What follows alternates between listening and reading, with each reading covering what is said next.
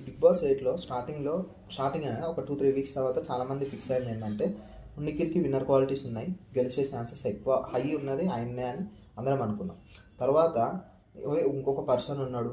లేదు నా నిఖిలే కాదు ఇంకో పర్సన్ కూడా గెలిచే ఛాన్సెస్ ఉన్నాయి అని అనుకున్నది నబీల్‌ని మాత్రమే.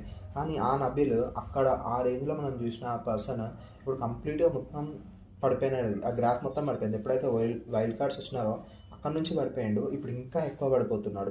ఎందుకంటే ఆ గేమ్ గెలవలే ఇంకా. పెట్టిండు పోనీ గెలిచిన సంతోషం ఉంది అనుకుందాం. అంత అతి చేయడం ఎందుకు? మన నామినేషన్స్ అప్పుడు కూడా ఎందుకు ఆ ఉర్రుడు వేరేటోళ్ళు మాట్లాడేది వినాలి కదా! అది ఉండాలి కదా! ఒక మెచ్యూర్ పర్సన్ ఒక విన్నింగ్ క్వాలిటీ ఉండాలంటే ఫస్ట్ ఆ పర్సన్‌కి చెప్పేది అది ఉండాలి. ఉల్టా కౌంటర్ కూడా మంచిగా చేయాలి. ఆ 2 పోయినాయి. ఓన్లీ ఒర్రుడు వన్ సైడ్ ఒర్రుడు తప్ప. మళ్ళీ నిన్న గెలిచినందుకు ఆ చిన్న పూరలు చాక్లెట్లు దొరికితే ఒర్రుతారు చూడు అట్లా చేసిండు. మళ్ళా ఆయన ఫస్ట్ పెడితేనేమో డౌట్ రాదు కానీ అవినాష్ ఫస్ట్